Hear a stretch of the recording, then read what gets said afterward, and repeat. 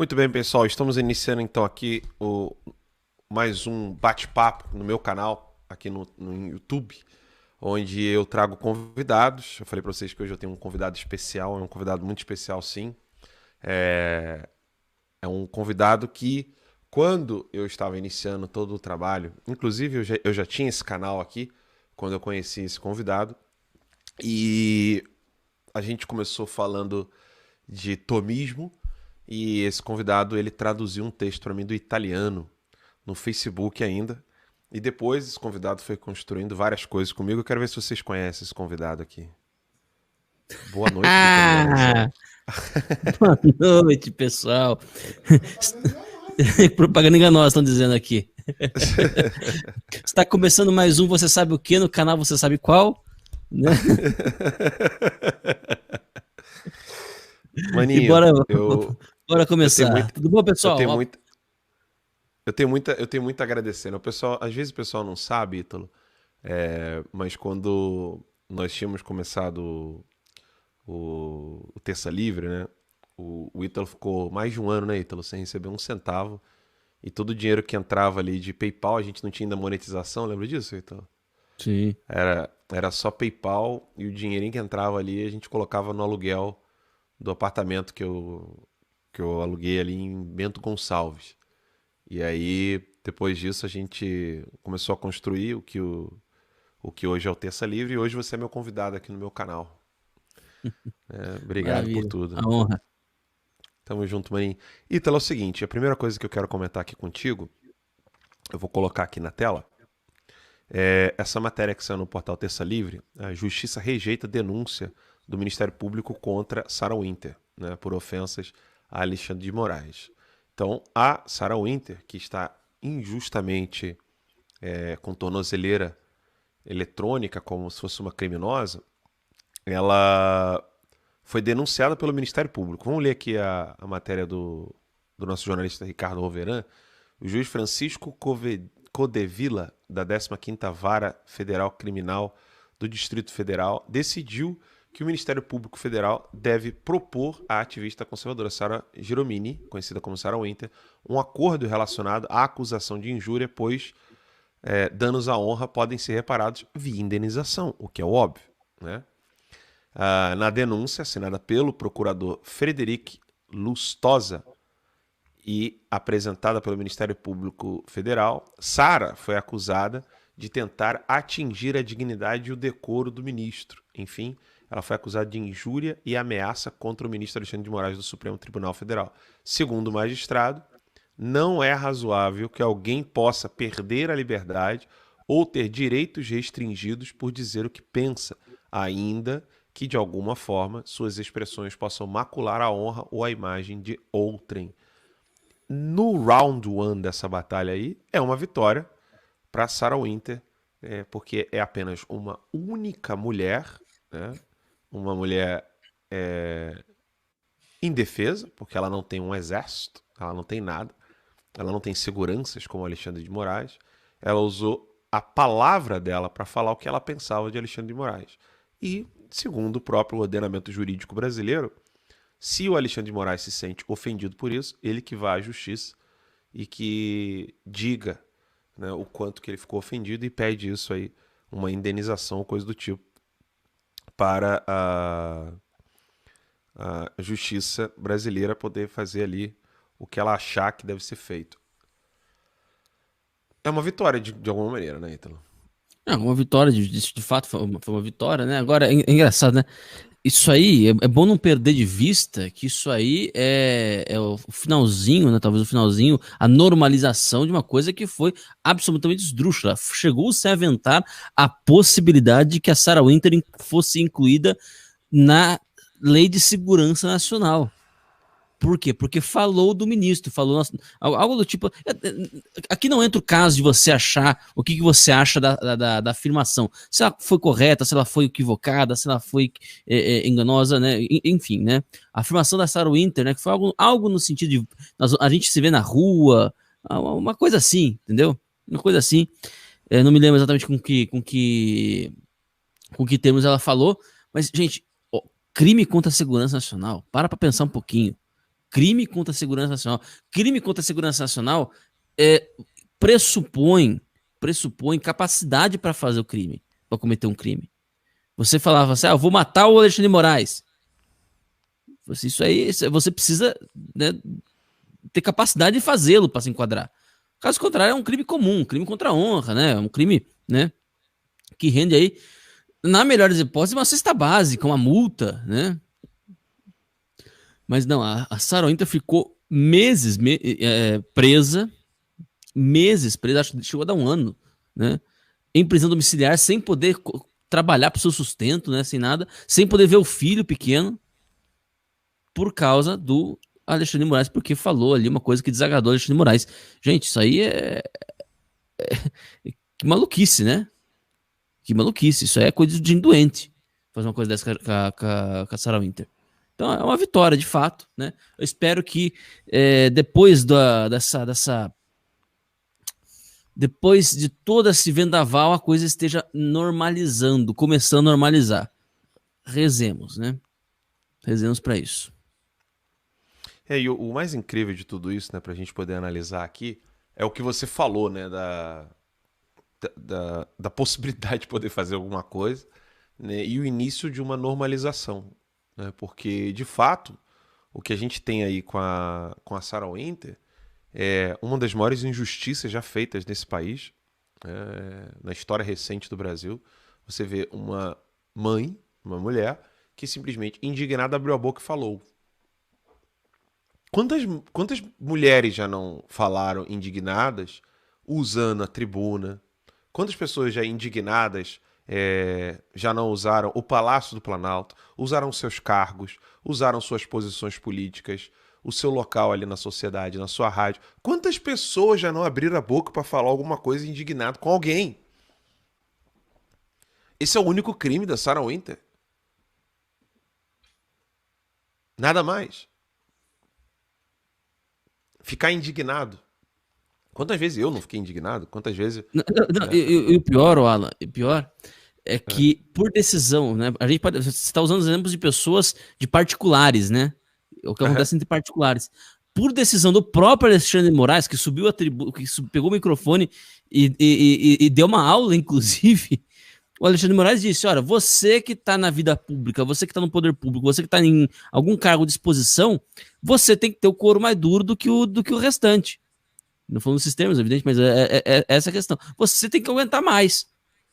Então não cabe àquele que é público o mesmo tipo de reparação do que aquele que é privado. Uma pessoa privada pode até dizer assim, olha, no meu íntimo, né, eu não sou uma pessoa pública, eu não estou acostumado a ser exposto, não estou acostumado a ser criticado, né? Então uma crítica pública feita a mim, dependendo do tom, pode me afetar no meu íntimo, né? Agora, uma pessoa que se propõe a ser pública não pode te falar isso. Não pode dizer que uma pessoa vou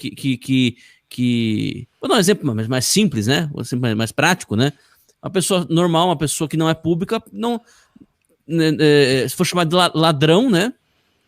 Ele pode pedir reparação. Agora, um político, ele não pode xingar, ele não pode processar todo mundo que fala que ele é ladrão. Ele não pode fazer isso. Por quê? Porque a crítica à sua idoneidade, inclusive, faz parte do próprio processo político.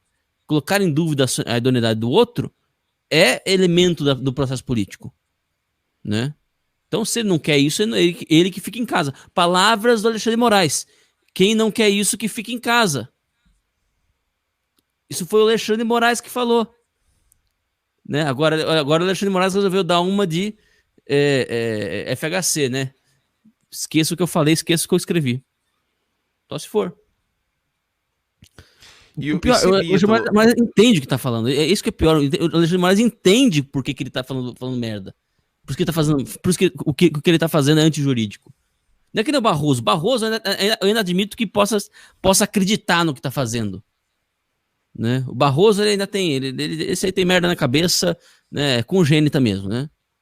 Nasceu com isso. Né? O Alexandre de Moraes, não. Você pega os manuais de direito constitucional dele, são excelentes.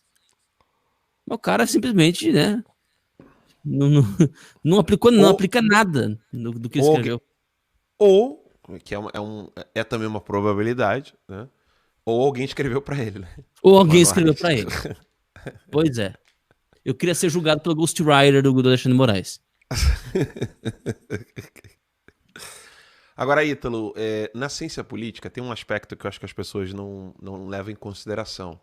Ah, mas a Sarah Winter tá revoltada, tá criticando o Bolsonaro, etc. Ela meio que virou a casaca. E o pessoal não entende que em questões políticas e, sobretudo, jurídicas, não importa se essa pessoa está concordando comigo ou não. Eu, por exemplo, nem sigo o Oswaldo Eustáquio nas redes sociais. Mas eu tenho uma preocupação por ele. Todo dia eu peço a Deus para que cesse o sofrimento dele e da esposa. Eu não quero saber se para solucionar o problema dele eu preciso concordar ou não. E aí, Ítalo, aí vem aquele vício brasileiro, né? Concordar, discordar. Ninguém quer analisar, porra. Infelizmente, é sempre isso. É sempre o grupo, ou é o Corinthians ou é o Palmeiras. Entendeu? Não tem. Vamos analisar o futebol? As regras do futebol? Não, depende. Você torce Palmeiras ou pro Corinthians? Não tem a análise da coisa em si. O tempo todo fica aquela mesquinharia de ficar lado A, lado B, você concorda ou discorda, aquela coisa binária, e ninguém consegue avaliar. Pode uma mãe, como a Sarah Winter, pode um pai de família, como o Oswaldo Eustáquio, ficarem nessa situação em que estão, no ordenamento, segundo o ordenamento jurídico brasileiro? Essa é a grande pergunta. E o que pode ser feito para que isso modifique imediatamente? Porque é inadmissível que uma mãe como a Sarah Winter fique na situação que ela está. A discussão se eu concordo ou não com ela, se você concorda ou não com ela, é uma discussão totalmente alheia ao que está sendo tratado. E aí voltamos, Ítalo, aquele problema do quid, né, da filosofia. A primeira coisa que se pergunta, do que nós estamos falando? Nós estamos falando de uma violação à Constituição brasileira e a todo o ordenamento jurídico. E é difícil colocar isso, às vezes, na boca. Veja, eu não estou falando dos cosplays de símios, né?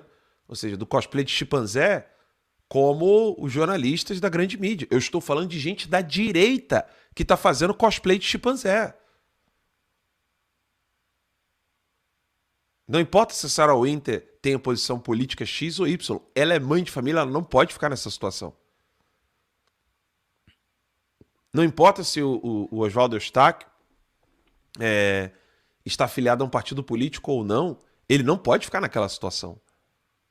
A lei brasileira não permite. Ou nós vamos rasgar as leis brasileiras e vamos sempre favorecer aqueles aos quais nós gostamos e vamos querer todo o mal daqueles que não gostam de nós, mesmo rasgando e violando todas as leis e o ordenamento jurídico brasileiro. Se for assim, qual o tamanho desse perigo? Essas questões não são levantadas, Ítalo. Queria te ouvir um pouco falando sobre isso. As pessoas têm que lembrar o seguinte, né? A política, o processo judicial moderno, né? Ele não nasce na era moderna, ele nasce um pouco antes, no processo do Santo Ofício, né?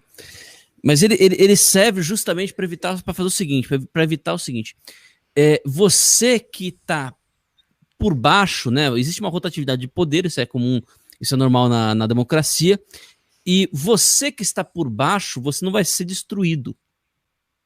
Por que a democracia ocidental ela não serve, por exemplo, para países...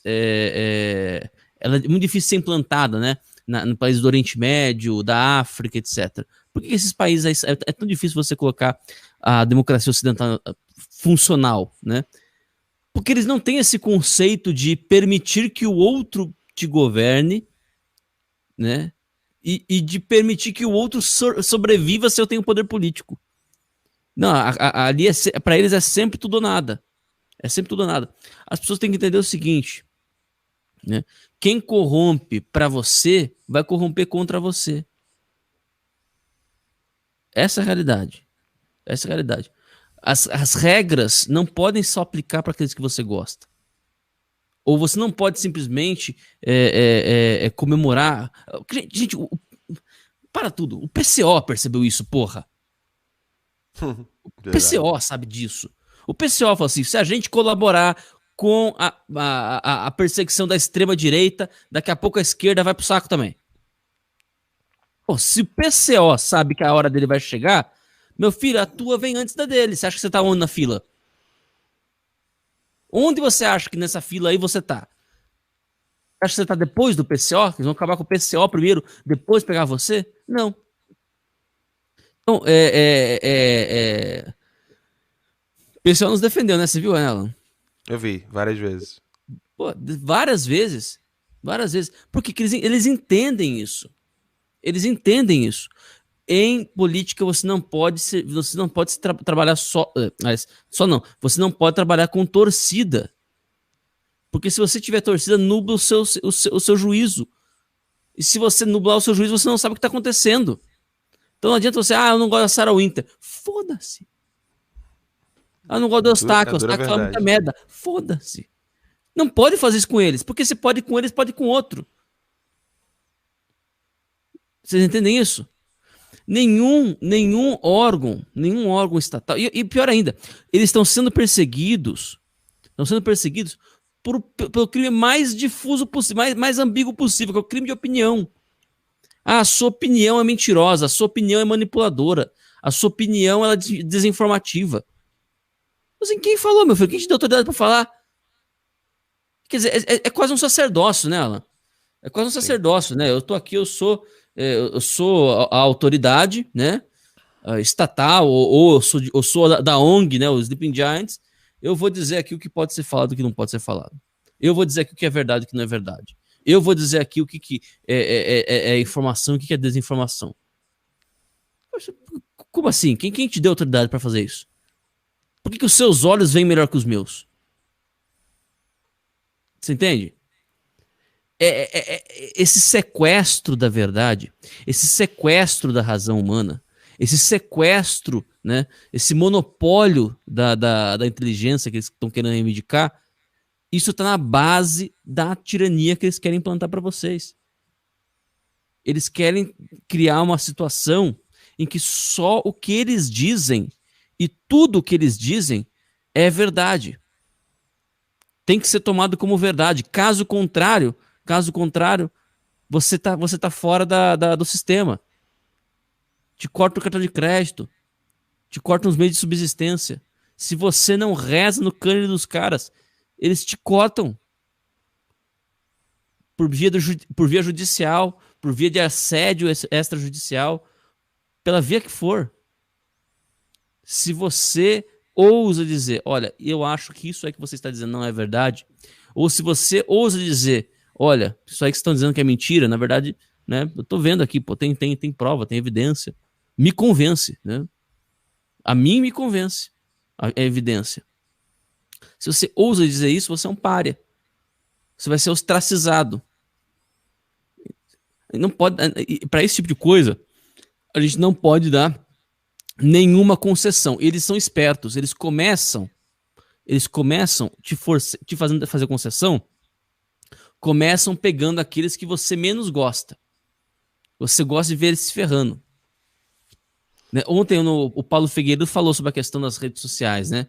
Que agora eles vão inverter a história, eles vão começar, as redes sociais parece que entrar numa fria. Por quê? Porque agora os democratas americanos vão passar toda uma regulação que vai efetivamente estrangular as redes sociais, vai fazer com que as redes sociais serão reguladas pelo Estado. Obrigatoriamente, a rede social vai se responsabilizar pelo que está sendo dito ali. Então, se alguma coisa for dita ali que for caracterizada como crime, a rede social vai ser responsabilizada também. Logo, ela vai ter que apertar o cerco, né? Logo, ela vai ter que aumentar o grau de censura, né? Para evitar, para não correr esse risco. Você entende? Bom, agora, nesse momento, as pessoas estão com raiva das redes sociais, podem achar o seguinte, assim, não, então, pô, se ferraram, hein? Toma aí, ó, bem feito, hein? Não, meu filho, o que vai se ferrar é você. A corda sempre arrebenta do lado mais fraco. É sempre no lado mais fraco ela arrebenta. E você é o lado mais fraco dessa história. Você acha que a rede social vai ficar muito, né? O Facebook, Twitter, vai ficar muito incomodado de ter que podar mais ainda do que faz?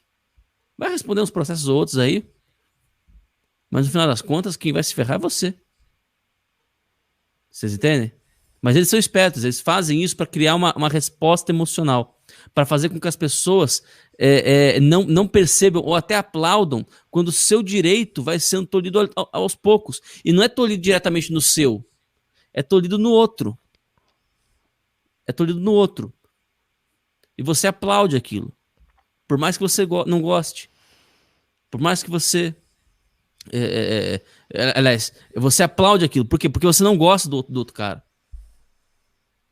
Gente, só que se pode fazer com ele, pode fazer contigo mesmo. Também. Vocês entendem isso? Enfim.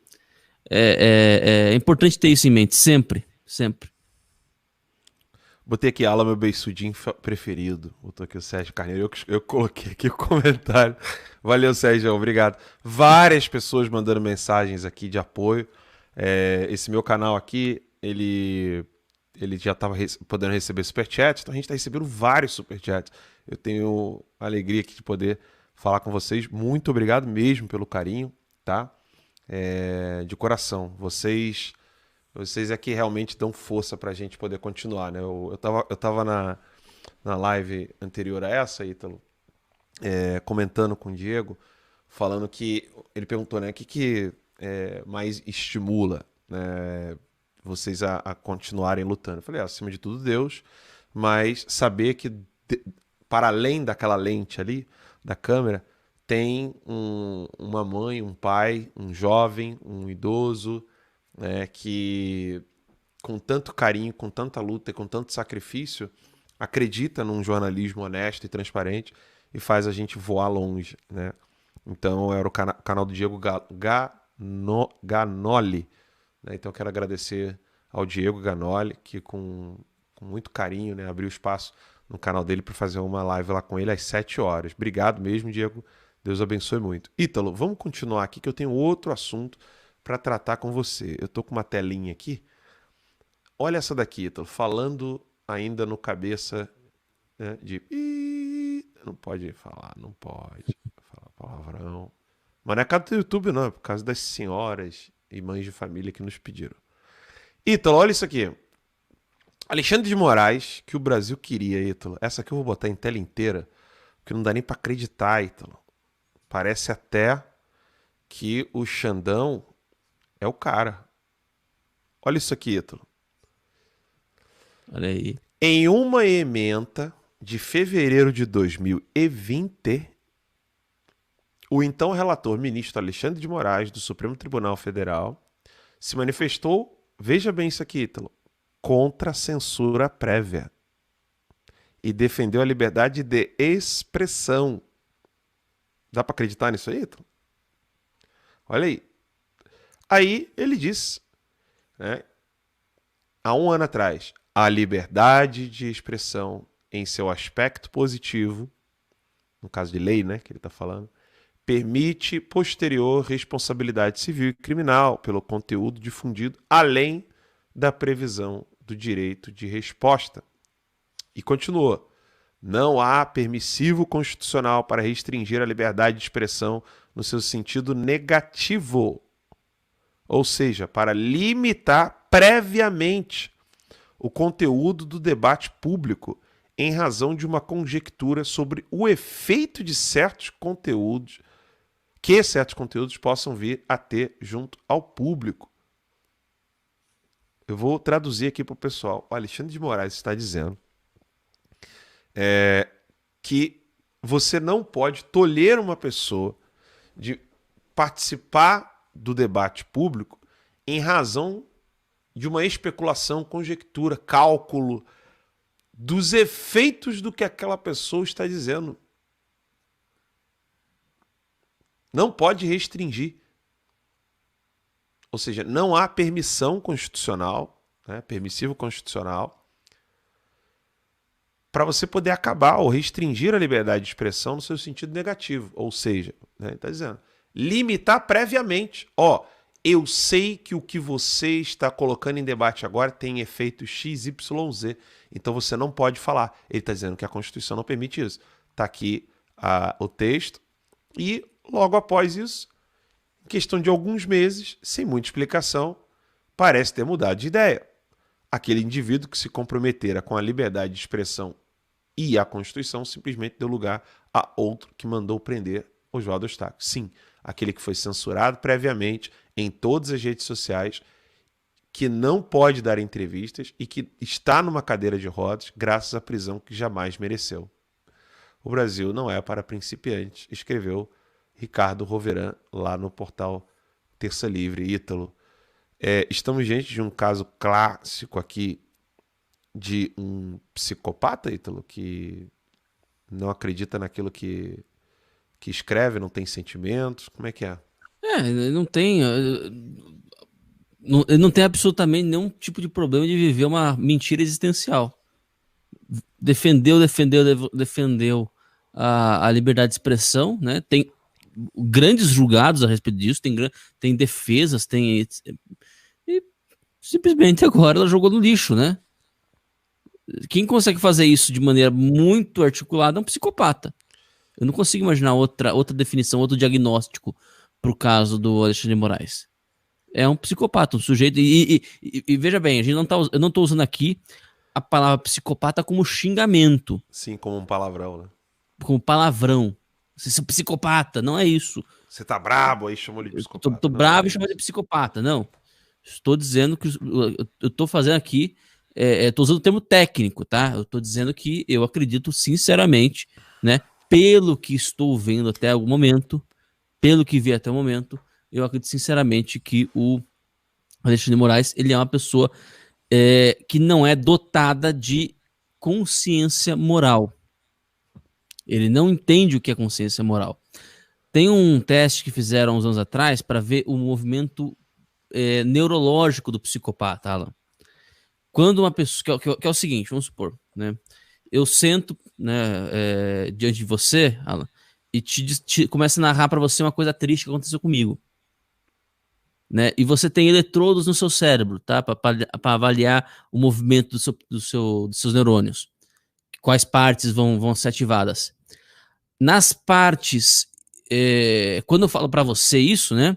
As partes do seu cérebro que vão ser ativadas, você não é psicopata, as partes do seu cérebro que vão ser ativadas vão ser as partes do sentimento. Porque existe, e são as partes do sentimento que são paralelas às partes do meu sentimento.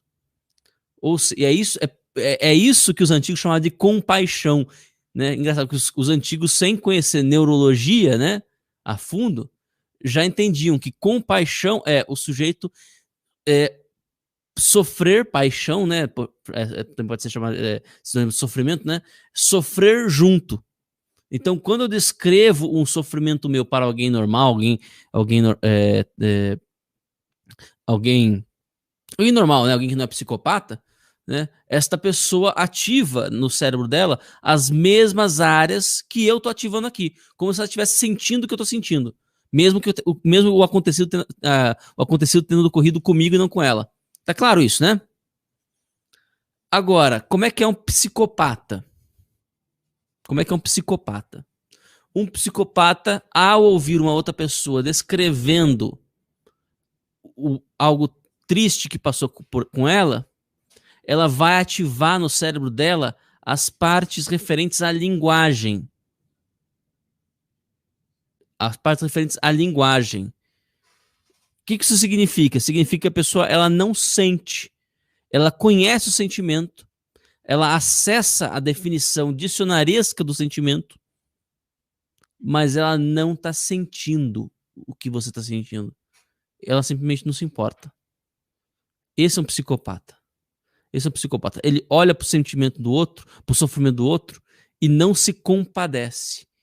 E não tem compaixão. Ou seja, ele não consegue se vislumbrar na situação do outro. Ao ver o outro sofrendo. Ele não consegue se colocar, né, na condição do outro. Eu tenho, sinceramente, sérias desconfianças de que o ministro ele é um psicopata na definição clínica, clássica, né, do termo. Não como xingamento, mas na definição técnica do termo psicopata. Tá mudo, Alan. Tá mudo. Agora voltou, né? Agora Eu voltou, tenho uma, isso. eu tenho uma outra notícia aqui que eu fico lembrando dos liberais, né?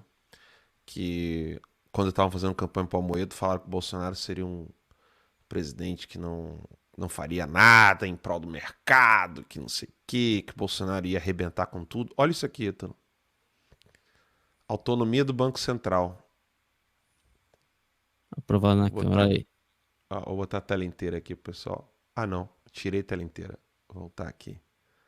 Olha isso aqui, Ítalo. Autonomia aprovada no Banco Central. Você tem que engolir sapo no Congresso para você conseguir essas coisas aqui, né? O Bolsonaro engoliu bastante sapo. Vou ler aqui a matéria do Breno Galgani, jornalista do Terça Livre, que vocês pagam para trabalhar. Isso é muita alegria nossa, cara. Vocês não têm ideia da nossa alegria de falar assim, chupa, Secom. E tá aqui, nesta quarta-feira, o texto base do projeto de lei 19 de 2019, que concede a chamada autonomia do Banco Central, foi aprovado pela Câmara dos Deputados.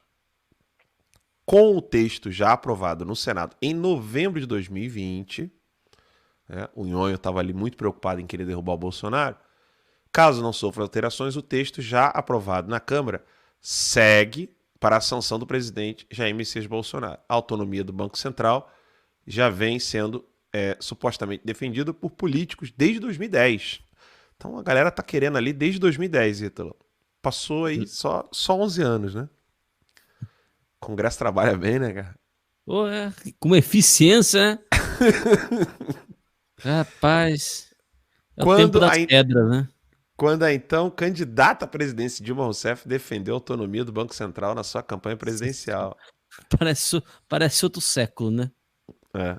Em 2014, Dilma muda o discurso, quem diria, e diz que não acha necessária a autonomia do Banco Central.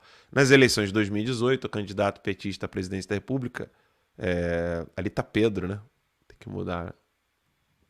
O nome dele não é Pedro, né? O Haddad também defendeu a autonomia, mas nem chegou a ser eleito.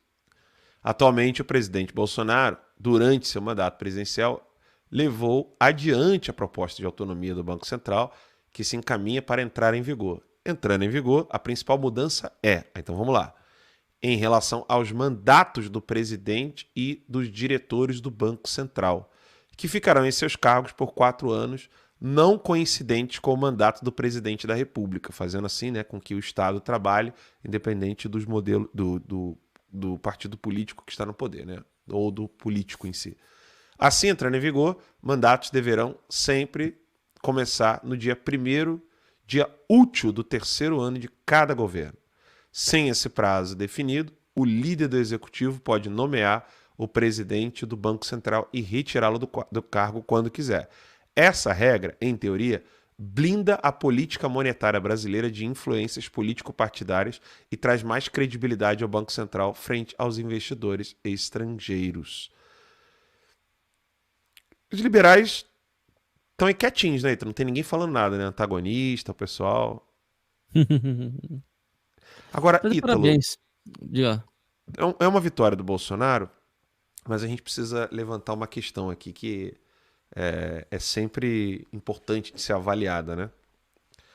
Deixar o Estado com toda a sua estrutura dominada nas mãos do próprio Estado, né? Que essa é a proposta, deixar com que um órgão do Estado fique fora da interferência política.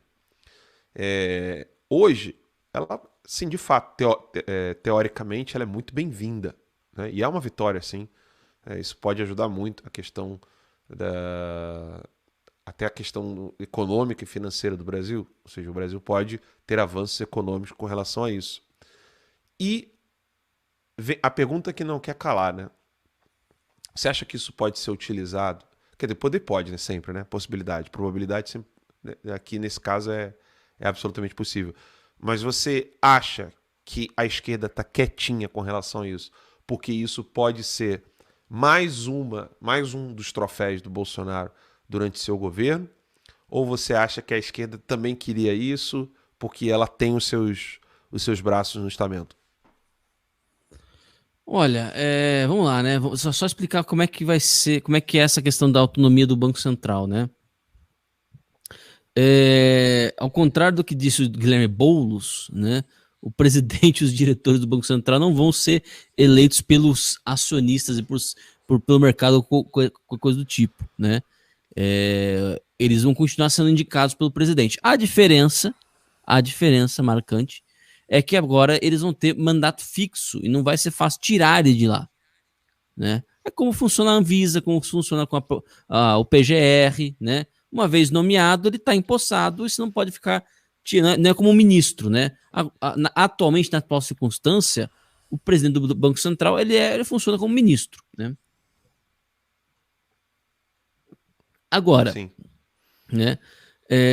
Depende. Isso aí, o que vale para nós vale para a esquerda também. Em que sentido? Tirar poder do adversário é sempre bom, guardar poder na nossa mão é sempre bom também, né? É lógico que a gente faz isso de maneira diferente da deles, porque a gente não quer poder total e absoluto e restrito sobre a vida dos outros, né? Nossa ânsia não é essa. E a gente não tira a vida de ninguém, né? E a Celso gente Daniel que eu não diga. tá disposto a tirar a vida de ninguém só com o objetivo de acúmulo de poder, né? Se for para defender um direito fundamental, até isso pode ser até feito no caso de uma guerra, né, etc. Mas não vamos matar ninguém para acumular poder, né? Não vai ter Celso Daniel na direita. É isso que a gente quer dizer, né? Enfim, né? Resumidamente, eu acredito sim que a direita, a esquerda pode usar isso aí como pode usar qualquer coisa, né? Colocando pessoas, aparelhando, né, o Banco Central com quadros, apresentando, né, ao presidente Jair Bolsonaro possíveis candidatos, né, que possam se infiltrar lá dentro, né? Tudo isso é possível. Agora, o fato é, de fato, realmente isso é uma vitória para o Jair Bolsonaro, porque isso sinaliza para o mercado externo, e que é o que a gente depende muito agora de ter investimento no Brasil, né? Isso sinaliza para o mercado que o presidente não vai ficar modificando a sua política econômica de maneira populista. Porque essa é a questão por trás disso. Economicamente falando. Essa é a questão por trás disso. Né? O presidente do Brasil até então teve domínio sobre o Banco Central. O Banco Central era recolhido para si, né? Era parte das suas atribuições, porque ele queria ficar manipulando ali por questão populista, né? Sempre, a qualquer momento, ele gostaria de, né, emitir moeda, etc. Sempre tinha essa possibilidade. E isso assusta sempre o mercado. O mercado está sempre assustado com essa possibilidade, né?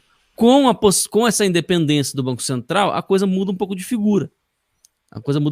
Então não basta simplesmente o presidente indicar o presidente, né, do Banco Central, né, o diretor do Banco Central.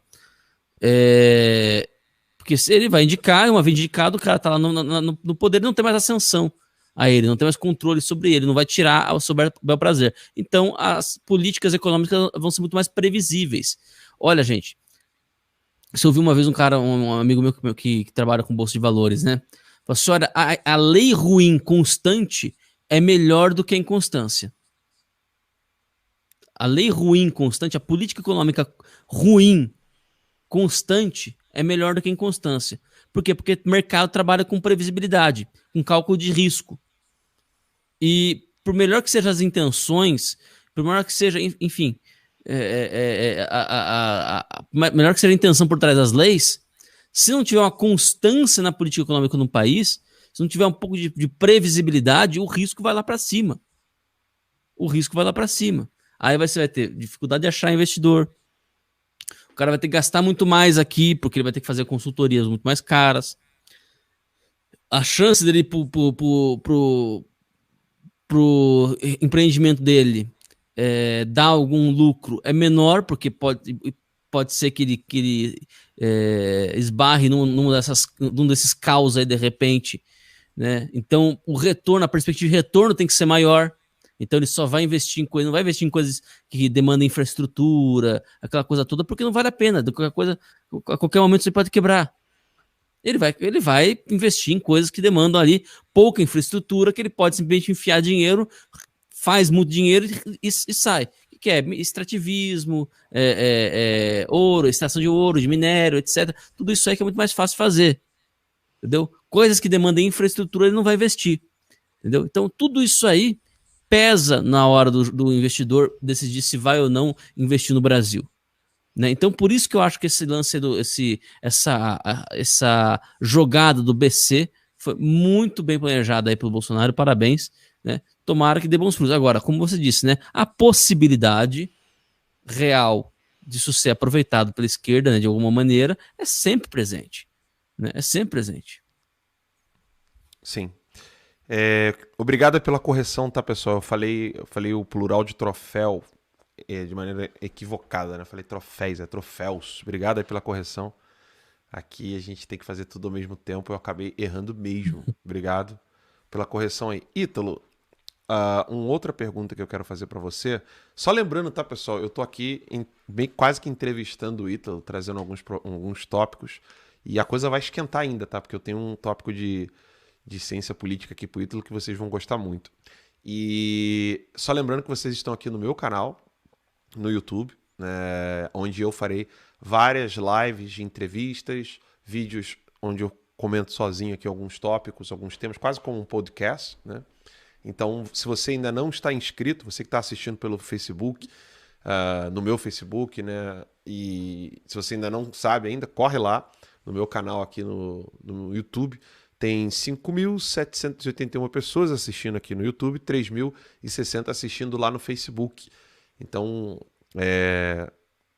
peço aqui, inscrevam-se aqui no meu canal. O Ítalo também está com um canal pessoal no YouTube. E também estamos no Telegram. O meu Telegram é t.me/Alan dos Santos. O do Ítalo é t.me Ítalo Lorenzon. E o Terça Livre também está lá com o Telegram dele, que é t.me/Terca Livre. Então vocês que estão aí já utilizando o Telegram, saindo do Zap, né? Eu já estou limando o Zap da minha vida, WhatsApp. Acabei mesmo por causa dessas violações de privacidade, etc. Estou lá no Telegram, comento bastante, envio áudios, respondo perguntas, tem como fazer comentários no meu canal. Então corram lá que vocês vão gostar bastante. O próximo tema, Ítalo, é o seguinte: Só uma é o coisa, presidente. Alan, Diga. só uma coisa. Há alguns minutos atrás, né, há exatamente 3 minutos atrás, o Sleeping Giants fez uma postagem no Twitter pedindo para que o YouTube Brasil também exclua esse canal aqui o seu canal pessoal do YouTube. Pode excluir, vai lá. Vai à vontade. Faz à vontade, filhão. É por isso, né? Diga. Pode falar. Não sei falar, é por isso. É por isso que a gente pede, né? Não, eu só queria falar do Terça Vez juntos, né? Que acho que a gente vai falar daqui a pouquinho. Deixa eu só. Manda ver. Deixa eu só comentar sobre essa matéria aqui, porque ela é bem interessante, né? O presidente Bolsonaro falando que alguns países se aproveitam politicamente de problemas na Amazônia. O presidente Bolsonaro comentou sobre isso aqui. Eu estou aqui lendo a matéria do Breno, onde ele diz: na última terça-feira, o presidente da República, Jair Messias Bolsonaro, afirmou que quando ocorre algum problema na Amazônia, ou seja, ele tá reconhecendo, né, que acontecem problemas, a maioria dos países entende, mas alguns tentam se aproveitar politicamente da situação. O comentário do presidente se deu no lançamento do programa Adote um Parque. A primeira empresa a aderir ao programa Adote um Parque, uma iniciativa do Ministério do Meio Ambiente, foi o Carrefour, a empresa francesa que se comprometeu a investir 4 milhões por ano, que é uma mixaria para eles, né, em uma área de conservação de Rondônia. Quando acontece algum problema, a grande maioria dos países entende isso, mas uma minoria usa politicamente, disse o presidente. O presidente disse ainda que, embora existam problemas, o Brasil é a nação que mais preserva o meio ambiente. Falou então o presidente Bolsonaro no lançamento nesse programa, né? Adote um parque. Então tá aqui o presidente denunciando o uso dessa narrativa política, né, para poder estar sempre falando ali contra o trabalho que ele faz. Ítalo, eu estava revendo, né, uma aula do professor Olavo de Carvalho, onde ele dizia que você só pode fazer probabilística e comparações com aquilo que acontece na realidade. Você não pode fazer uma comparação probabilística com aquilo que não existe na realidade. Aí na época ele estava ali dando o exemplo das mortes, né? Ele falou da iatrogenia. Iatrogenia, para quem não sabe, tem muito médico, muita gente da área da saúde que odeia essa definição, mas é a real. Iatrogenia é morte por erro médico. Ponto final. Tem gente que não gosta. Não, não é erro médico, Alan, não é erro médico. É erro médico, né? Então, a iatrogenia é o termo utilizado para erro médico. Nos Estados Unidos, né, é a terceira maior causa de morte. E no mundo não está muito longe disso. Mas eu não quero falar aqui da questão de saúde. Você não tem como fazer a probabilística de casos hipotéticos com casos reais. Então, por exemplo, vamos comparar o presidente Bolsonaro. Ele é um bom presidente ou um mau presidente? E aí você vai ter aqueles que vão pensar o seguinte: o Bolsonaro, em comparação ao que eu penso como presidência da República de modo imaginativo, figurativo, especulativo, não real, né, porque não está ali na realidade, ele não é bom porque ele não fez isso. Mas se você fizer esse tipo de comparativo, né, nenhum presidente vai ser bom o suficiente. Certo? Agora, quando você faz um comparativo do presidente Bolsonaro com qualquer outro presidente do mundo, você pode apontar erros, né, como análise, falar: o Bolsonaro precisa atuar com relação às redes sociais, o Bolsonaro precisa atuar com relação a isso, o Bolsonaro precisa atuar com relação àquilo, que se não acontece XYZ, né, que mais ou menos é o que a gente já comentou aqui, o que aconteceu com o Donald Trump. Agora, esse vício, Ítalo, de querer comparar o presidente Bolsonaro, presente na esquerda, presente no pessoal do Moro, Bolsonaro não combate a corrupção. Peraí, é o primeiro presidente que a gente tem das últimas décadas que não roubou um lápis ou não esteve envolvido com um escândalo de corrupção. E aí o Moro diz que ele não está combatendo a corrupção. Então o Moro, ao falar assim, não, o Bolsonaro não tem uma agenda de combate à corrupção, o Moro está falando isso em comparação a alguma coisa. E qual é a comparação do Moro? Lula? Dilma? Temer? FHC? Fernando Collor de Mello? Sarney? Qual é o comparativo do Moro? Ou o Moro está querendo falar do avô do Paulo Figueiredo? E aí tem essa confusão, Ítalo. Eu queria ouvir seus comentários em ciência política, né? Para entender melhor isso aí. É possível ficar fazendo esse tipo de comparações especulativas sem levar em conta o dado real e concreto em ciência política? Não, de fato não dá, né? Veja bem, isso é uma discussão que acho que remonta até a própria filosofia, né? Sobre pré-ciência política, né? Se os conceitos que a gente usa para fazer análise da realidade, eles são conceitos que nascem da observação, ou a gente tem que especular sobre os conceitos primeiro, para aí formular, né, tipos ideais, que daí a gente vai usar isso como comparação, etc, né? Bom, a realidade é que é o seguinte, os caras, a política, ela acontece no mundo real com pessoas reais, né? E é impossível para qualquer pessoa ter uma ideia sistemática e perfeita de toda a política.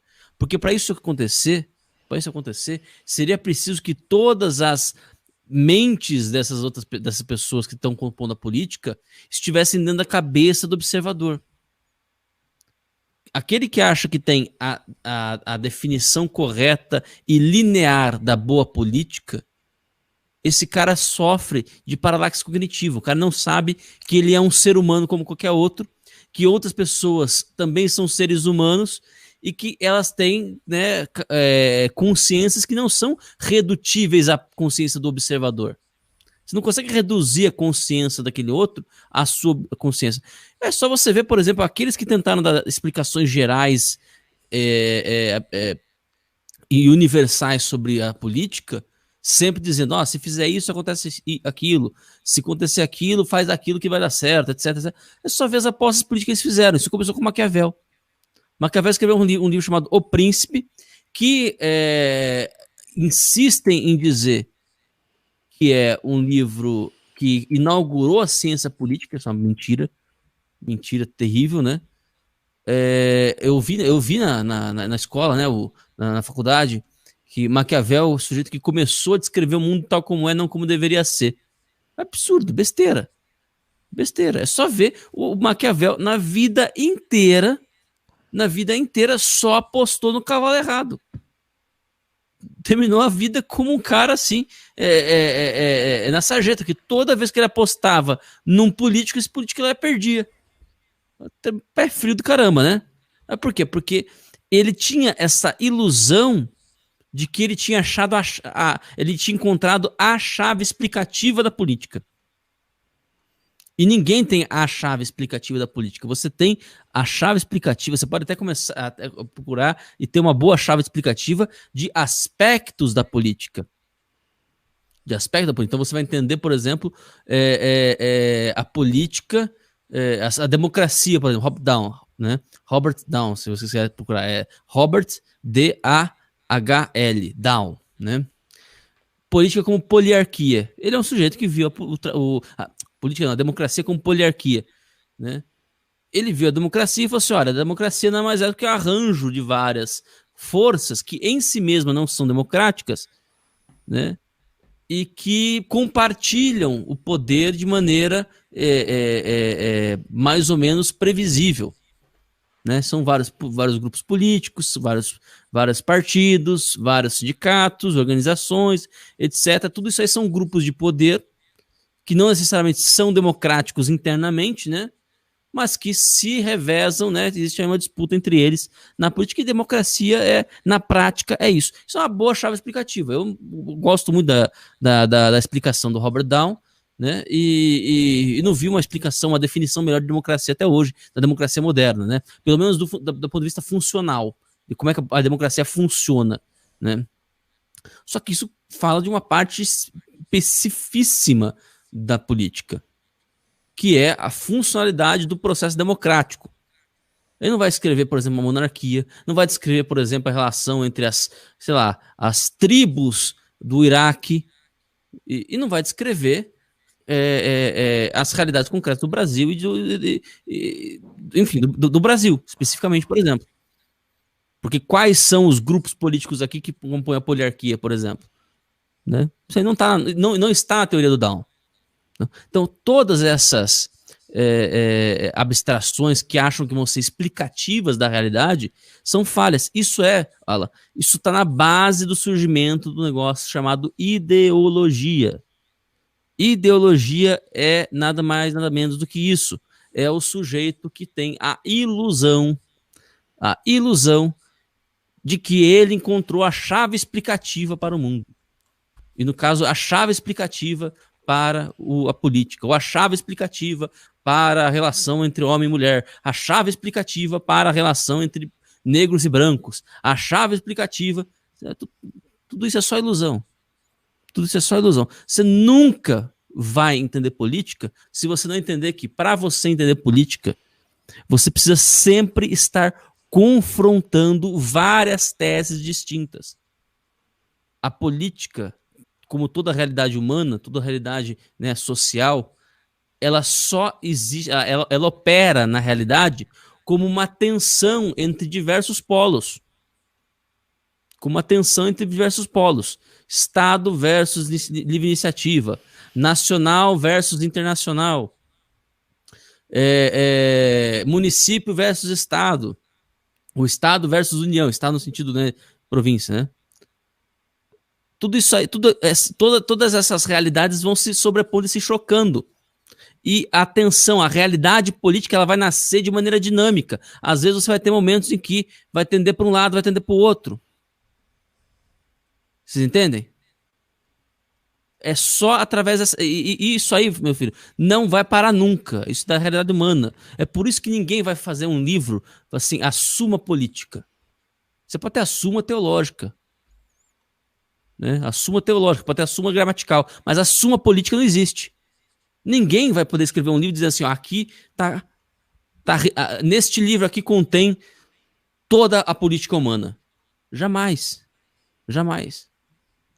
Jamais você consegue fazer. Não tem como prever, Ítalo, o aspecto cultural, intelectual, volitivo de todos os homens, de todas as sociedades, com seus diferentes climas e tendências psicossomáticas. É impossível que alguém consiga prever tudo o que vai acontecer num grupo de pessoas de 10 membros, que dirá de 300 milhões, como é aqui nos Estados Unidos, ou de 200 milhões no Brasil e coisa do tipo.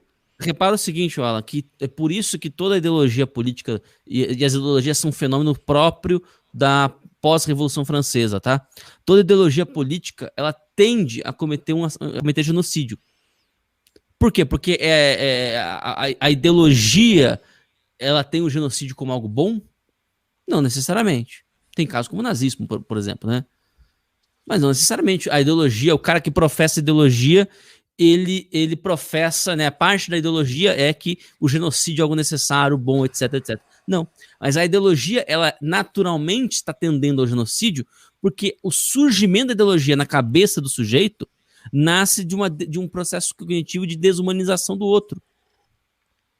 É a partir do momento em que eu paro de ver o outro como um sujeito com agência tão ou mais complexa quanto eu,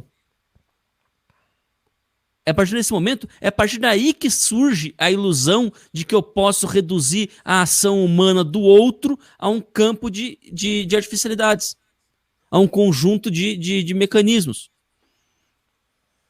a um conjunto de estereótipos.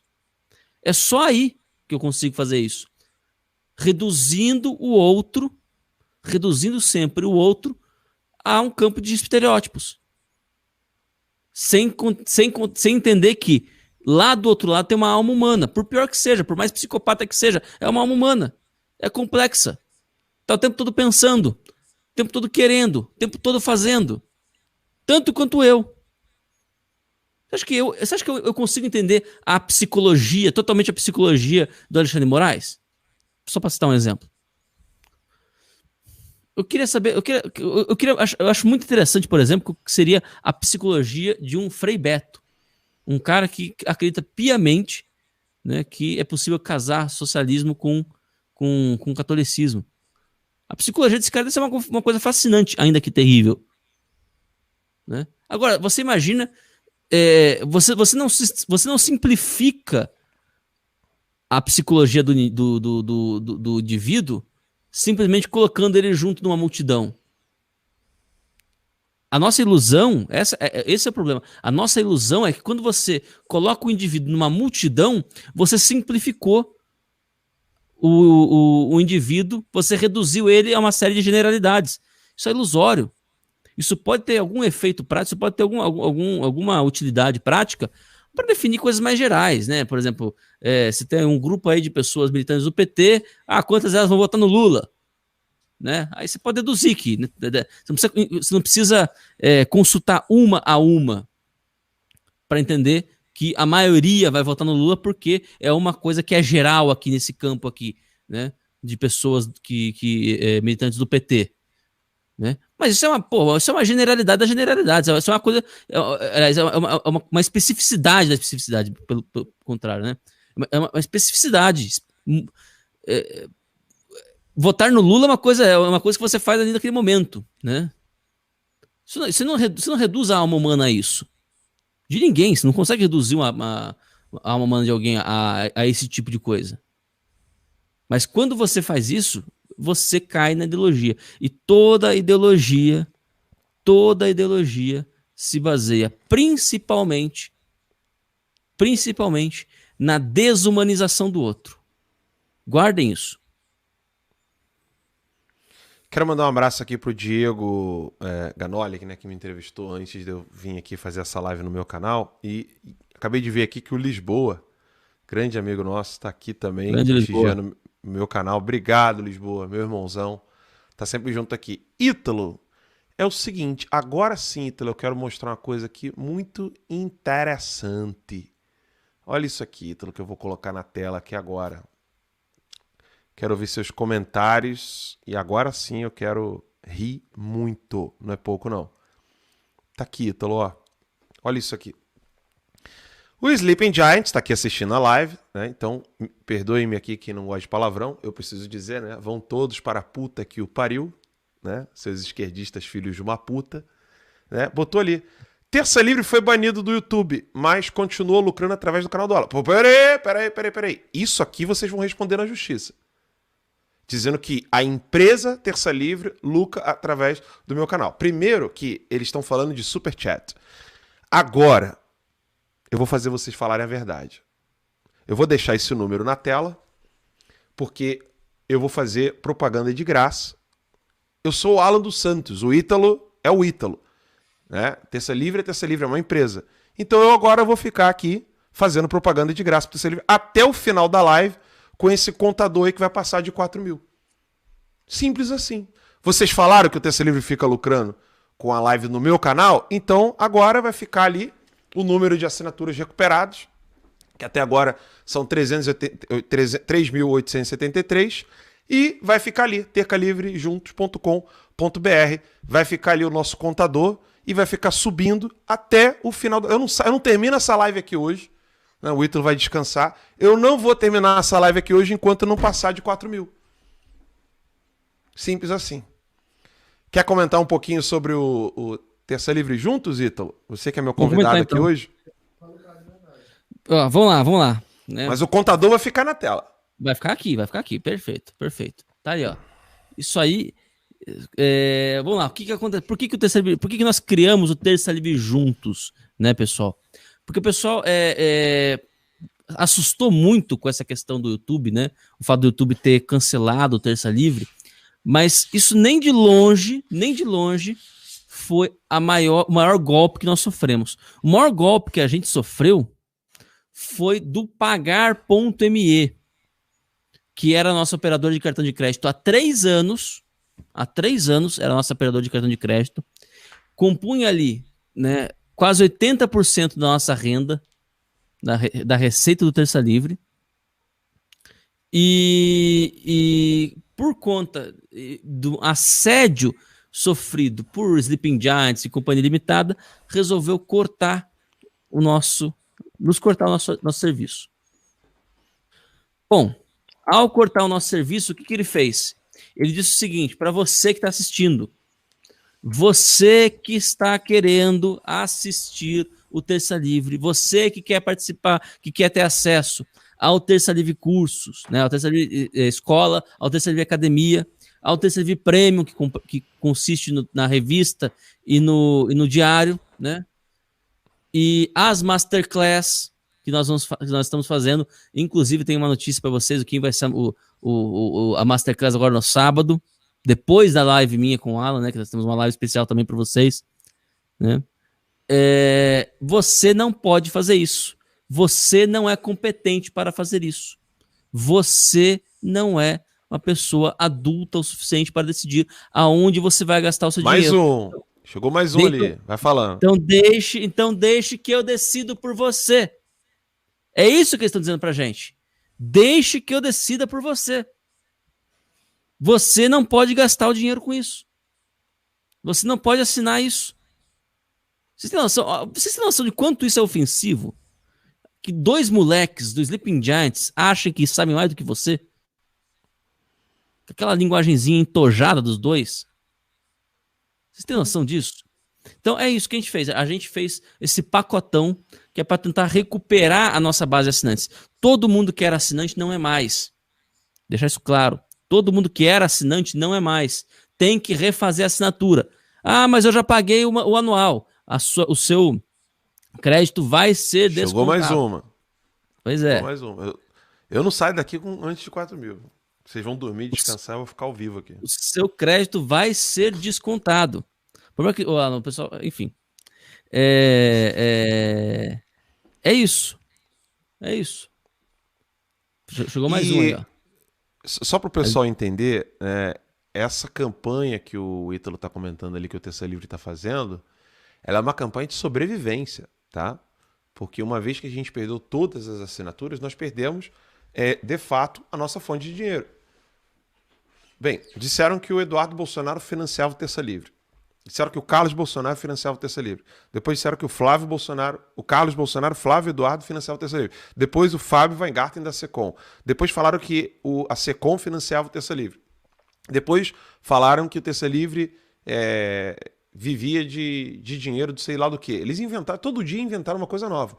Aí o Alexandre de Moraes quebrou o sigilo da conta bancária e não encontrou nada. Quando eles descobriram do que realmente o Terça Livre vive, que é isso aqui, é a assinatura que vocês estão vendo aqui, é a assinatura dos nossos produtos, não é Superchat, a assinatura dos produtos, foi aí que eles começaram a assediar e falar para as empresas. Como é que eles fizeram isso com as empresas? Mandando notificação extrajudicial fake. Está lá no portal Terça Livre. Matéria do Max Cardoso. Foi comentado no boletim da manhã. Mandando notificação extrajudicial fake para a empresa. A empresa ficava com medo ali. Ó, o Sleeping Giants está aqui mandando notificação extrajudicial. Extrajudicial do quê? Qual crime? Como eles não tinham como provar, então eles tinham que fazer o quê? Eles tinham que tirar as nossas assinaturas. E aí tá subindo ali. Uma hora chega a 4 mil recuperados. Hoje vai bater 4 mil. Diga. Só lembrando que aqueles que assinarem até sexta-feira vão receber no sábado 2 coisas. Antes eram só, agora são 2 coisas. Primeiro, uma live exclusiva comigo e com você, né? Comigo e com o Alan dos Santos, onde nós vamos responder perguntas. Mas não é responder perguntas como a gente responde no Superchat, não. Você vai poder ligar aqui pra gente, ao vivo, tá? E falar sua pergunta pra gente, fazer o seu comentário, etc. Tá? Você vai poder ligar pra gente, tá? Ou mandar mensagem de voz, ou mensagem de texto mesmo. Às vezes a pessoa mais tímida, né, não quer falar com a gente ao vivo, né, manda uma mensagem de texto mesmo, né? Então, esta é o primeiro bônus que você vai receber, tá? Isso vai ser na parte da manhã do sábado. E é o seguinte, na parte da tarde, às 3 horas da tarde, às 15 horas, a gente vai ter uma coisa bem interessante para você. Você sabe o que vai ter às 3 horas da tarde no sábado, Alan? Não. Você já viu? Não? Não. Vou passar aqui o vídeo. Eu tenho um vídeo aqui, mas eu vou passar só o áudio para vocês, não tá editado, tá? Eu vou editar ele melhorzinho. Mas só o áudio para vocês. Veja se vocês reconhecem isso aqui. Opa. Bota no volume no máximo. Alô, aqui é Ernesto Araújo. Eu teria o prazer nesse sábado, próximo sábado, de estar no Terça Livre, às 15 horas, para uma masterclass sobre o tema do tecnototalitarismo e a questão do Great Reset. São coisas que nós temos discutido cada vez mais aí em diferentes fóruns e algo que nos preocupa muito aqui no Itamaraty, na política externa brasileira. Achamos que esse é o grande debate do nosso tempo. É um debate pela liberdade, é um debate pela preservação de modelos de sociedade democráticos, de modelos de sociedade baseados na livre iniciativa, na livre expressão. Esse é o grande risco também que nós corremos hoje. É o risco que não é uma questão geopolítica, é o risco dentro de cada sociedade, aqui nas nossas sociedades ocidentais, democracias liberais, a emergência de tendências de controle e, quando você vai ver, acaba tendo uma sociedade de controle total se a gente não enfrentar isso de maneira coordenada, de maneira consciente do que está acontecendo no mundo. Então, dentro de também uma visão de que tem que ser feito um reset, tem que ser feita uma reorganização do mundo, e a gente não sabe a partir de que princípios. Quando tem se falado de Great Reset, nunca se fala do princípio de liberdade, que a nosso ver é o fundamental. Então, esse tipo de discussão é que está presente, que a gente gostaria de ter com vocês aqui no Terça Livre, com o Ítalo Lorenzon, e só chamar a atenção que é para a área de assinantes do Terça Livre. Então, será um grande prazer. Até lá. É isso aí, pessoal. Quem quiser, e lembrando, né? Ernesto Araújo, hein? Ernesto Araújo falando do Great Reset, tema importantíssimo, e do tecnototalitarismo, ou seja, o totalitarismo através da medida por meios técnicos, que é exatamente o que a gente quer que está acontecendo aqui. Vocês estão vendo, vivendo na pele, né? Vocês estão vendo com os olhos da cara um exemplo de tecnototalitarismo. Né? Então, Ernesto Araújo vai estar aqui. E lembrando, né, que no sábado, na Masterclass do Ernesto Araújo, vocês também vão poder tirar dúvidas com o Ernesto Araújo. Então, olha só que oportunidade que a gente está trazendo para vocês. Você vai poder tirar dúvidas de geopolítica e comunismo de Estado. Porra, Ala. Demais, né? Demais, cara, demais, cara. Pô, é assinatura ali, ó. Tá vendo ali, Neitalo? 3.915. Eu vou colocar aqui os áudios. Amanhã eu vou botar o vídeo, mas eu vou botar os áudios aqui do testemunho dos assinantes, tá, Ítalo? Escuta isso aqui, ó. Olha isso aqui que legal. Ó. Fala, galera. Aqui é o Paulo Figueiredo. Eu queria dividir uma curiosidade com vocês. Vocês sabem por que eu comecei a participar do Terça Livre? Porque eu identifiquei que o Terça Livre era muito mais do que simplesmente um canal na internet ou um veículo de mídia. O Terça Livre era um símbolo da luta das pessoas comuns contra essa mídia establishment, contra essa mídia que não representa a ideia de boa parte dos brasileiros. E agora o Terça Livre passou a ser também uma luta e um símbolo da luta das pessoas comuns contra a censura das Big Techs. E é por isso que eu tô junto do Terça Livre. Eu quero saber se vocês estão também. E se vocês estão, entrem em www.terçalivrejuntos.com.br e assinem o produto para poder dar o teu apoio. Tamo junto. Olha que legal. Tem mais aqui, Ítalo. Olha isso aqui, ó. Olá, pessoal do Terça Livre. Não me maquiei, nem me produzi, porque não é esse o importante nesse vídeo. O importante é falar sobre o Terça Livre.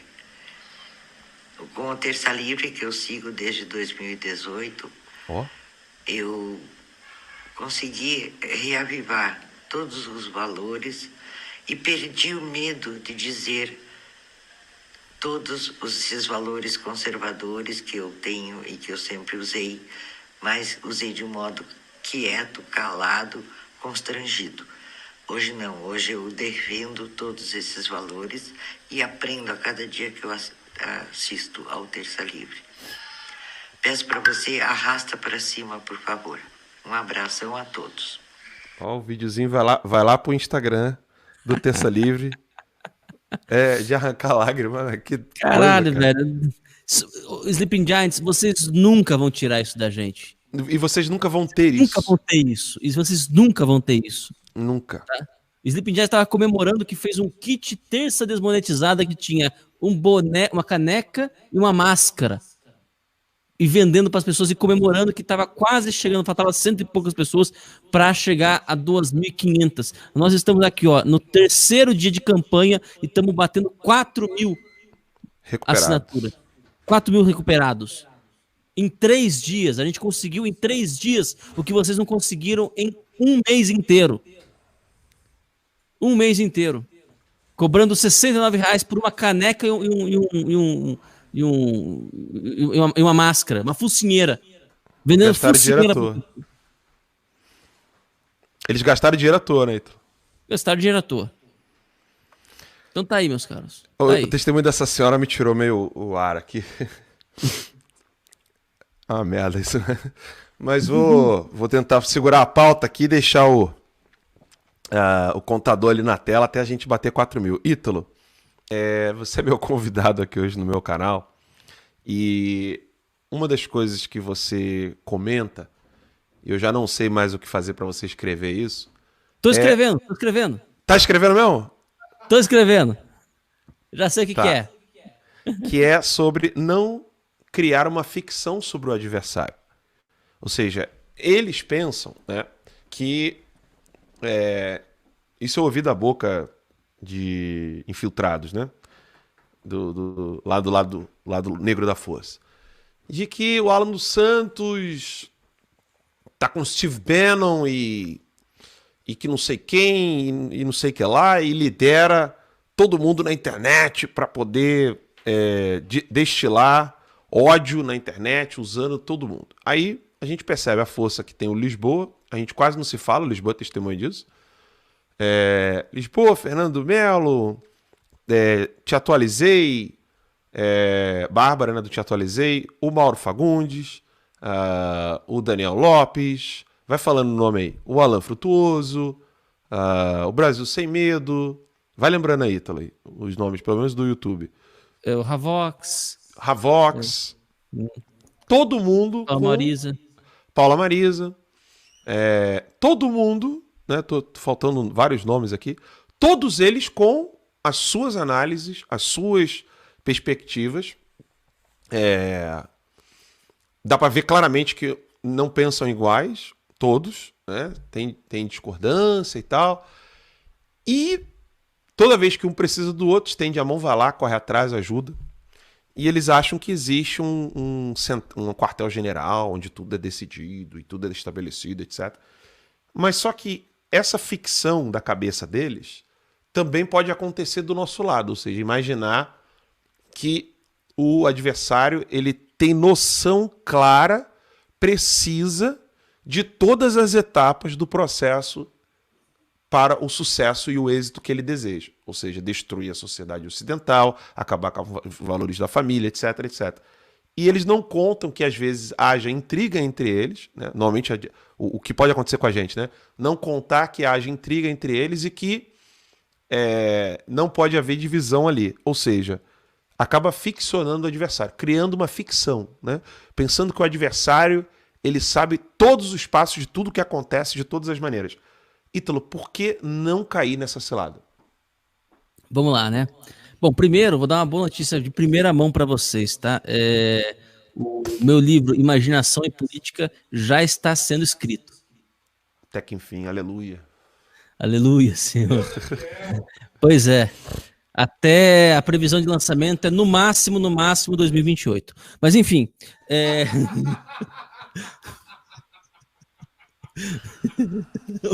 o Anderson aqui tá se matando de rir.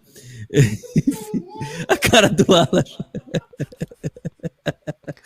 Ó, a Bruna Lima colocou aqui no Twitter, casalzinho não sabe a diferença entre CNPJ e CPF. Burros, né? Parabéns, Bruninha, é isso mesmo. É isso aí. Mas então, vamos lá. Meu livro sai antes disso, tá? Sai, se Deus quiser, ainda nesse semestre, né? Meu primeiro livro sai antes disso. Mas vamos lá, por que não ficcionar o seu inimigo? Porque o seu inimigo, é óbvio, a resposta é simples. Porque o seu inimigo é um ser humano. Porque o Xi Jinping é um ser humano, ele não é um super-homem. Né? Porque acontece o seguinte, as pessoas elas estão tão acostumadas a obras de ficção, e isso cai muito. Eu vou tratar desse assunto no livro também. Isso cai muito naquilo que o Hugo von Hofmannsthal dizia, né? Não existe nada que existe na política de um país que primeiro não esteja na sua literatura. E aqui literatura a gente pode entender de modo um pouco mais amplo, né? A literatura inclui também todas as obras narrativas, né? Incluindo os filmes, as novelas, etc. Né? A gente está tão acostumado a ver filmes em que o inimigo ele tem poderes sobre-humanos de controle sobre cada um dos seus agentes, né? Em que o timing das coisas acontece de maneira tão calculadinho, né? Dizendo assim, pô, o cara tem controle sobre coisas, sobre o imponderável, né? A gente está acostumado a ver vilões. Pode perceber, faz esse exercício. Dá uma olhada nos últimos filmes de ação que saíram, nos últimos 20 anos. Você vai ver a quantidade de coisas imponderáveis que estão sob controle de vários vilões desses filmes. A quantidade de coisas imponderáveis. É impossível que um vilão da vida real né, alguém da vida real, realmente realize proezas daquele tipo, calculando timing, calculando a sincronicidade dos eventos. É impossível que isso aconteça na prática, né? No entanto, é possível que isso aconteça na ficção. Isso foi poluindo, Alan, o nosso imaginário. Tal que hoje é difícil entender que o Xi Jinping ele é um cara que acorda todo dia, pega o jornal dele, ele sente fome, vai ao banheiro, né?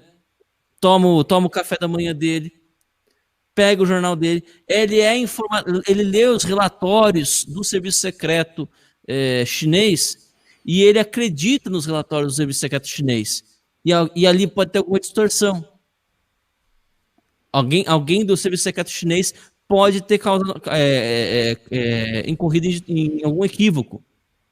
Alguém pode estar traindo ele só de facção que possa derrubar o Xi Jinping. Tem 12 na China. Isso aí, Alan, cai um pouco naquilo que a gente está falando um pouco mais cedo sobre a questão da ideologia.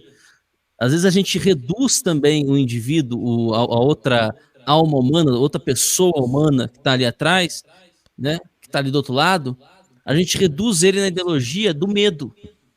Nosso medo faz com que a gente engrandeça os poderes dele. E eles sabem disso, né? E eles sabem disso, e exatamente. E o uso desse medo faz parte daquilo que eles querem. Eles querem passar para você a impressão de que eles podem tudo. De que eles podem te espionar aonde você for, que eles podem te espionar todas as pessoas ao mesmo tempo. Que todas as coisas que eles farão, que todas as ações deles irão travar as suas empreitadas. Exato. Tudo isso eles querem que aconteça. Eles querem que você ache. Entendem? Tudo isso. Então é importante que a primeira coisa que a gente faça quando a gente tiver, você que está assistindo, a primeira coisa que você precisa fazer quando o desespero bater é o seguinte: olha pro espelho, olha para fora, pega a foto aí de Mark Zuckerberg e companhia limitada e pensa, esse cara é só um ser humano. Ele não é melhor que eu. Ele deu sorte porque ele inventou um negocinho ali. Mas ele não é melhor do que eu. Ele não é melhor do que eu. Eu vou conseguir criar uma forma de passar por cima dessa arbitrariedade que ele está criando. A gente vai dar o nosso jeito. A gente dá o nosso jeito. Comentário do Ângelo Gabriel aqui. Agora o pequeno adormecido infarta com a crescente de assinantes. Pois é. 3.980 já, hein? É. Vai lá, pessoal. Quero ver você falando assim. Pô, o Sleeping Giants tem que anunciar a live todo dia, né, Ítalo? Pois é. Eu quero ver você que está assistindo. Eu quero você escrevendo aqui no chat aqui. Eu sou o número tal. Isso aí. Seja um número aqui na nossa lista aqui de assinantes recuperados. A gente perdeu mais de 20 mil assinantes e a gente foi para zero. Nela. A gente não foi para zero do nada, de repente. E Sim. Agora, em 3 dias de campanha de recuperação, já está com quase 4 mil. Qual é a meta, Ítalo? Eu realmente não sei essas coisas. Qual que é a meta? Vamos lá. Nós precisamos de 9 mil assinaturas para não fechar, para não diminuir nenhum tipo de atividade. Exato. Exatamente. Para vocês entenderem, menos de 9 mil assinaturas, o PH volta a ser Uber, o Anderson volta a ser pedreiro. Sim. Não, a Bruninha fica. A Bruninha fica. A Bruninha fica. A Bruninha fala assim, aí eu volto para onde você vai voltar? O FMT. Né? Ela volta para o FMT, a Federal do Mato Grosso. Então, assim, são 9 mil assinaturas. Mas rapidinho, chama a Bruna e o Anderson e o PH ali para quando faltar 10 a gente fazer a contagem regressiva aí. Vem cá, Bruninha. Vem cá.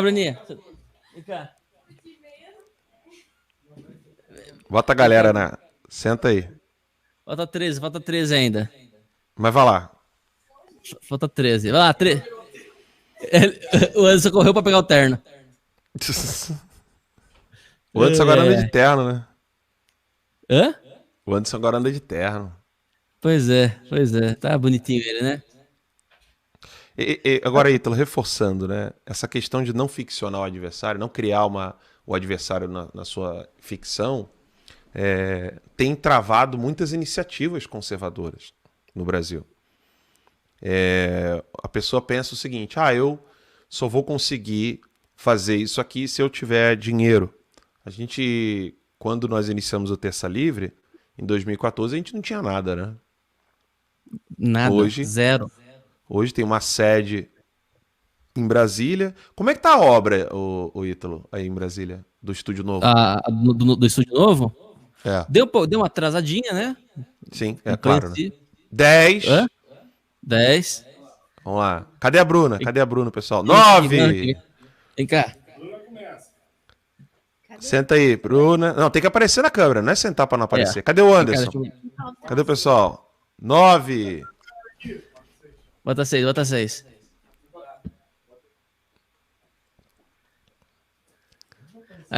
Tá ligado. Tem que ligar 6. A gente vai botar a câmera total. 6. Aí, ó. Aí. Deixa eu pegar aqui. Pra aparecer também. 5. Vou pegar aqui, pessoal. Sleeping Giant, como vocês são idiotas. Obrigado, Sleeping Giants imbecis. Eles não entenderam ainda, né? 4. Vai, Anderson, porra. Vai. Olha o PH lá. 3. Fala aí. 3. Olha lá, Anderson. 2. Olha, o Guilherme Rocha botou pronto. Fui 3.985. Falta 2. Falta 2. Aqui baixinho. Quero só ver, hein? Caralho. Tô me sentindo o Max aqui baixinho. Tá da mesa. Bom dia, universo. Tô chorando de emoção. Bora, povo. Vambora, meu povo. Vamos lá. Só ver, hein? Falta 2. Bate na mesa não, que vai. Perdão. Desculpa aí.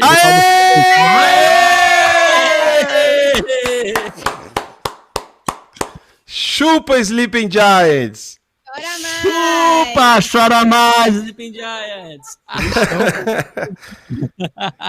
Deixa eu botar vocês na tela aí pro pessoal poder conhecer quem é quem aí. Vamos lá. Essa aqui, Bruna Lima, responsável pela nossa pauta, tá? PH, aqui de camisa amarela. Oi, pessoal. PH é o cara que cuida da câmera, do microfone. Pois é, quando a câmera dorme alguém aí, ele esquece, é o PH que esquece. Quando o Alan tá falando e a câmera tá no Ítalo, a culpa é dele, pessoal. É dele. Esse aqui acabou de fazer o exame de fezes. Tão bonitinho. Fala tu, primo. Fala tu.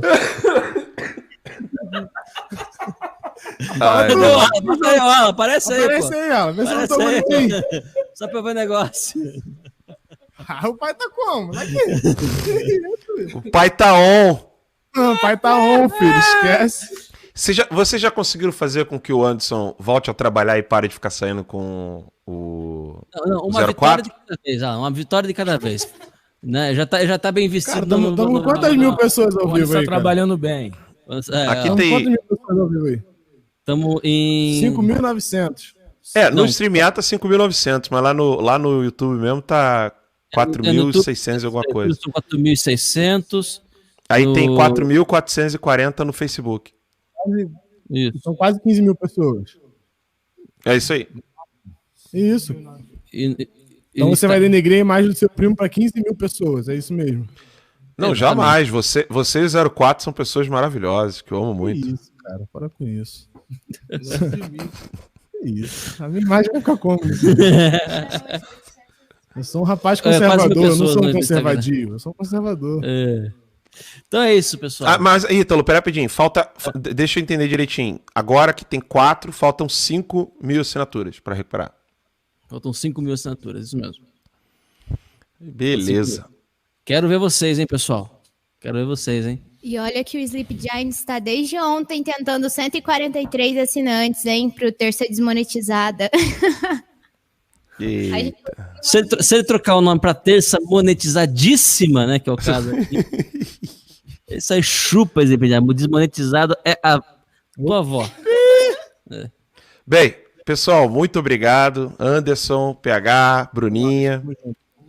Valeu. Pessoal, independente das brincadeiras aí, muito obrigado a todos vocês do público aí. Sem vocês a gente não consegue chegar onde a gente está chegando, tá?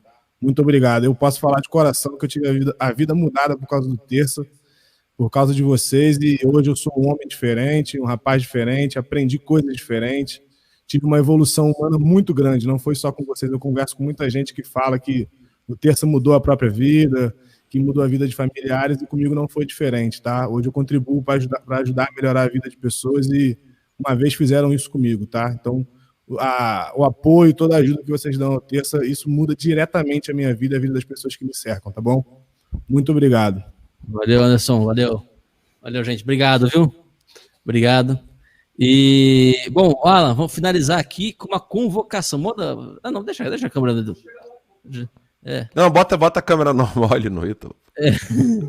Isso, pronto. Aí. Bom, Alan, próximo vai ser no meu canal, viu? Beleza. Tranquilo. Bora? Tá ótimo. Então, pessoal, já corre lá, se inscreve também no Ítalo Lorenzon para os Ipindianos ficar com raiva em dobro. Já tá com raiva do canal do Alan, agora fica com raiva do canal do Ítalo também. E se achar ruim, a gente vai criar o canal do Anderson, vai criar o canal do PH, vai criar o canal da Bruna, entendeu? Vai criar o canal da Sansa. Tá todo mundo com o canal dessa merda aqui. Vai tomar no cu. Sansa Livre. É o canal Sansa Livre. E é de que achar ruim. Fechou, meu amigo? Fechou. Galera, muito obrigado. Obrigado a todos vocês que nos assistiram. Ítalo, obrigado pela participação aqui no meu canal, de coração. Pessoal, então eu aqui, né? Eu queria entrevistar o Ítalo. O Sleeping Giants acabou fazendo isso aí virar uma campanha louca aqui pelo contador que eu vou deixar aqui na tela para vocês. Vocês ultrapassaram. Deus os abençoe cada vez mais, né? Obrigado, Ítalo, e toda a galera lá de Brasília que ajudou aqui nessa entrevista que eu fiz com o Ítalo Lorenzon.